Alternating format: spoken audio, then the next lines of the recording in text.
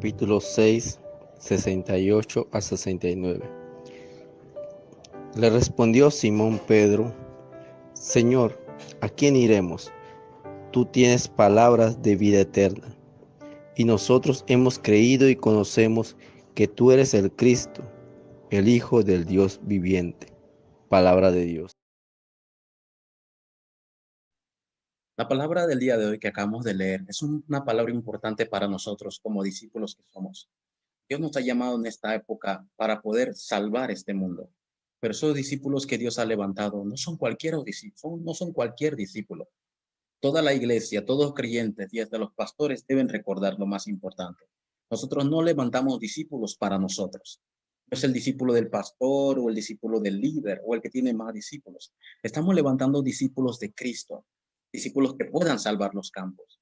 Esta es la realidad de por qué estamos nosotros haciendo el movimiento de evangelismo para salvar hasta nuestra siguiente generación. ¿Cuál fue el texto bíblico del día de hoy? Pedro, un discípulo que tenía sus debilidades, sus altas y bajas. Pedro confiesa: ¿a dónde más iremos? Solamente tú tienes palabras de vida eterna. Eso es una gran confesión de un discípulo. Y no era un discípulo cualquiera. Tal vez se equivocó, negó a Cristo 3 veces. Pero este corazón, esta confesión de Pedro, era la mayor de todas las confesiones. En otros textos, en Mateo 16, Pedro también confiesa: tú eres el Cristo. ¿Quiénes son los discípulos de esta época? ¿Por qué Dios nos llama a nosotros como discípulos para salvar esta región? Por eso el título del mensaje del día de hoy es sumamente importante. ¿Cuál es el título? El discípulo que disfruta el deseo de Dios. Como lo he dicho en mensajes anteriores, usted no puede disfrutar lo que no tiene. Si usted no le ha regalado nada, ¿cómo usted lo puede disfrutar? Usted va a disfrutar lo que usted tiene. Y por eso Dios llama a los discípulos para que disfruten el deseo dado por Dios. ¿Somos hijos de Dios? Absolutamente. Y Dios nos va a llamar por su gracia y nos llamó en esa época para hacer su mayor deleite.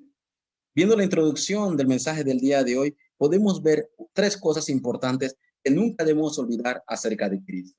Es, 1, Cristo es suficiente. ¿Qué significa esto? Cristo es todo. ¿Qué es esto? Y Cristo es absoluto. En otras palabras, cuando decimos que Cristo es suficiente, significa que en Cristo, usted y yo debemos estar satisfechos. No debe haber más nada que me llene mi vida que Cristo, que me llene de gozo. Esto significa que Cristo es todo, que en Cristo yo estoy completo. Ya en Cristo no hay nada que agregar. ¿Qué significa que Cristo es absoluto? Que solamente en Cristo yo tengo todas las respuestas de mi vida, pasado, presente y futuro, porque nadie puede parar la palabra de Dios. Y esta palabra de Dios nos habla de Cristo. Es importante que como discípulos recordemos esto en nuestros campos. No hay nada más importante que Cristo en nuestra vida, pero más que es suficiente, más que es todo y más que es absoluto el nombre de Cristo. Nuestros bienes, creyentes, todo lo que usted tiene, no se puede comparar con las cosas que Dios le ha dado. ¿Qué cosas usted puede comparar? ¿Qué bienes de mucho valor que usted tenga puede comparar con todas las bendiciones que Dios le ha dado como usted, siendo hijo de Dios? No hay nada que usted puede comparar con las bendiciones. Y es más, si usted trata de comparar, usted ha perdido realmente el mayor valor de su vida. Entonces, nosotros debemos realmente estar dentro de la mayor bendición que Dios nos ha dado. Y por último, debemos disfrutar solo del verdadero poder. ¿Y cuál es el verdadero poder que debemos disfrutar? Es el poder que Dios nos da a través de su gracia y a través de su palabra. Y para esto debemos que deshacernos de lo que yo piense, de lo que yo crea que es importante. No hay nada más importante, no hay nada más valioso que realmente es estar dentro del deseo de Dios y disfrutar de su gracia dentro de la palabra. En 1 de Juan capítulo 2, 16, 17 dice que todo, la vanagloria de la vida, los deseos de los ojos, los deseos de la carne, todo parece bueno y todo parece que en el mundo te da éxito, pero todo esto pasará y sus deseos también. Entonces solamente el que haga la voluntad de Dios, el que haga el deseo de Dios, permanecerá para siempre. ¿Dónde usted está? ¿Usted vive en su deseo? ¿O si usted está en el deseo de Dios? Para usted, ¿quién es Cristo? ¿Cristo es suficiente? ¿Cristo es todo? ¿Cristo es absoluto en su vida? ¿Realmente no hay nada que usted pueda comparar con todas las bendiciones que Dios le ha dado a través de Cristo? Usted debe ser ese discípulo que tenga el mayor valor en toda su vida. Y esta introducción sea importante para nosotros estar en la corriente correcta como discípulos que disfrutan el deseo de Dios. Miremos lo primero que un discípulo realmente necesita para poder ser ese discípulo verdadero que disfruta el deseo de Dios. Lo primero es la realidad espiritual. Cuando usted lee el libro de Juan, capítulo 6, nosotros tenemos que ver la realidad espiritual que estaba sucediendo en ese momento. Y lo primero que tenemos que nosotros recordar en este primer punto es que la humanidad viva atrapada. Y la humanidad no puede salir sobre estos tres problemas que la humanidad tiene. Y desde Génesis 3 lo vemos hasta el día de hoy. ¿Cuál es el primer problema? Es el problema del ego, que todo solamente lo hace para beneficio propio. Solamente es para mí yo. Lo segundo es el que el ser humano está atrapado en lo material. Por eso es algo normal que el ser humano que solamente confíe en los materiales que en la propia palabra de Dios. Pero lo tercero es que el ser humano está atrapado en un éxito aparente que parece que tiene posición, parece que tiene fama, pero al final su vida es un desastre. Cuando usted lee el libro de San Juan, capítulo 6, versículos del 25 al 27, usted puede ver este texto de esta manera y dice así. De cierto os digo, viene la hora, capítulo 6, versículo 25, y dice, hallándole al otro lado del mar, le dijeron, Rabí, ¿y cuándo llegaste acá? Respondió Jesús y le dijo, de cierto os digo que me buscáis, no porque habéis visto las señales, sino porque comisteis pan y os saciasteis, dice la Biblia. Trabajad no por la comida que perece, sino por la comida que da vida eterna permanece, el cual el Hijo del Hombre os dará, porque a esto señaló Dios al Padre. La mayor pregunta que debemos hacer como hijo de Dios es que realmente nosotros, ¿por qué estamos en este mundo? ¿Solamente para comer? ¿Solamente para vivir? ¿Solamente para vestir? ¿Cuál es la razón de que Dios nos ha llamado como hijos de Dios? Siempre tenemos que recordar esta la primera respuesta. ¿Por qué? Porque la humanidad no ve esto. La humanidad solamente piensa en sí mismo, piensa en lo material y piensa en una posición aparente, pero es un éxito que trae mayores desastres. Y en Juan capítulo 6, así estaba la humanidad.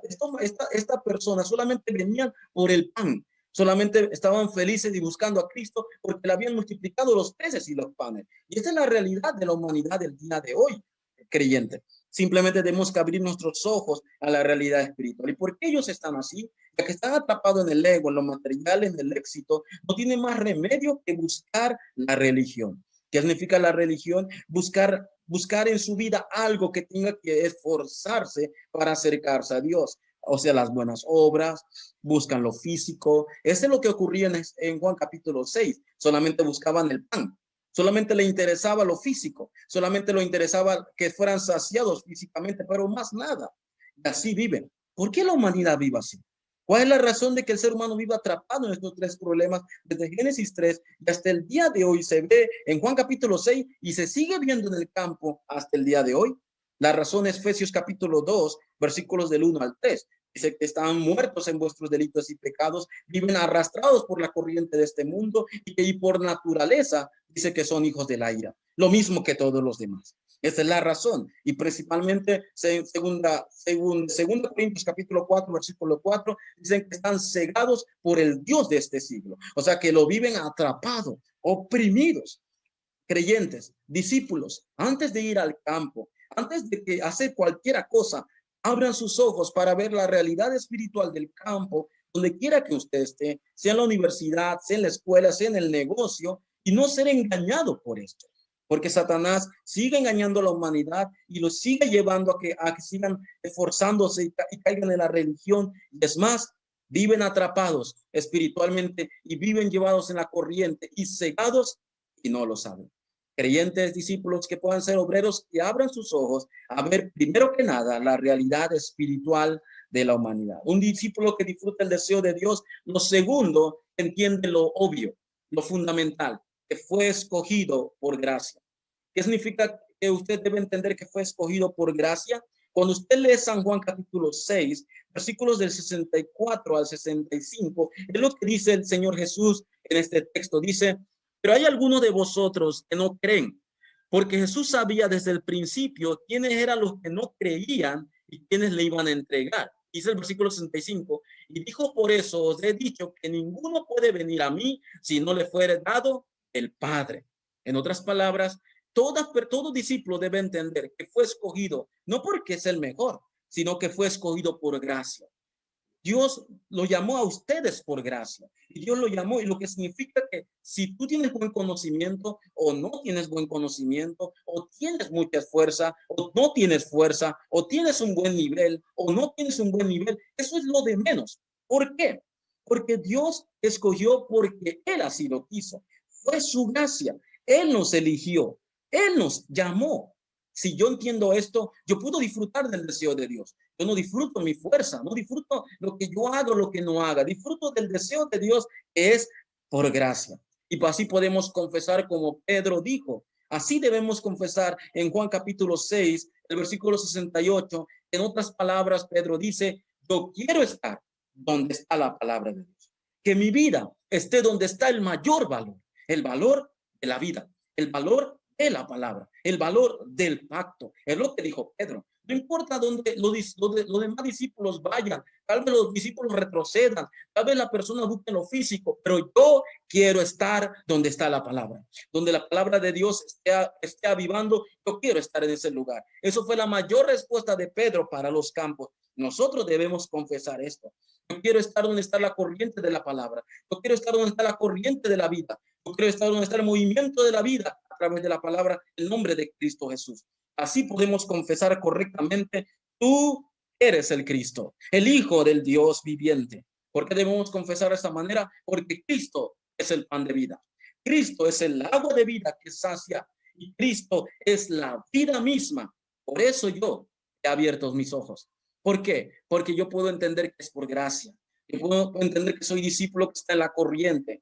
Puedo entender que soy un discípulo que no fui escogido por mis propias fuerzas o méritos. Lea Marcos capítulo 3, versículos 3 al 15. Aquí están las tres cosas importantes que como discípulo yo debo entender en este campo. Primero, Él llamó a los que Él quiso. Eso significa la gracia, para que estuvieran juntos con Él. Significa que Él nos llamó para disfrutar de Emmanuel. Dios está con nosotros en el campo. Y dice la Biblia, y nos dio la autoridad para predicar. Antes de ir a los campos, antes de ir a repartir tratado, a tocar puertas, o antes de ir a evangelizar, como muchos decimos, no haga nada. Disfrute primero la gracia de Dios. Disfrute primero quién lo escogió a usted. Y segundo, disfrute que Él está junto con usted. En Lucas capítulo 10, en un texto bíblico, la Biblia dice que los discípulos llegaron con mucho gozo a la presencia de Jesús y le dijeron, Señor Jesús, aún en tu nombre los demonios se sujetan, aún en tu nombre pudimos quebrantar las tinieblas en el campo, que era tremendo, las obras en el campo, ¿verdad? ¿Qué es lo que ocurrió? Cristo le dice, sí, yo vi a Satanás caer como un rayo y es grande bendición y es gran respuesta, pero Cristo, ¿qué le responde? Todo eso está bien. Todo esto, lo que ocurrió en el campo, es excelente. Pero no se gocen porque los demonios se sujetan en ustedes. No se gocen si las tinieblas se quebrantan. Esas respuestas es obvio que vengan. Si no disfruten, si no gócense, su nombre estén escrito en el libro de la vida. Esa es la mayor respuesta para mí. Que yo sea salvo, que sea hijo de Dios, que yo disfrute del gozo verdadero, del pan de vida, del agua de la vida, que yo sea una persona viva por gracia de Cristo Jesús. Eso es un discípulo. Un discípulo que quiere estar donde está la vida, donde está la palabra. Ese es el discípulo que se mueve en ese campo. No olvidemos esto, porque ustedes son los discípulos que deben de disfrutar el deseo de Dios y deben abrir los ojos a la realidad espiritual y también agradecer que fuimos escogidos por gracia.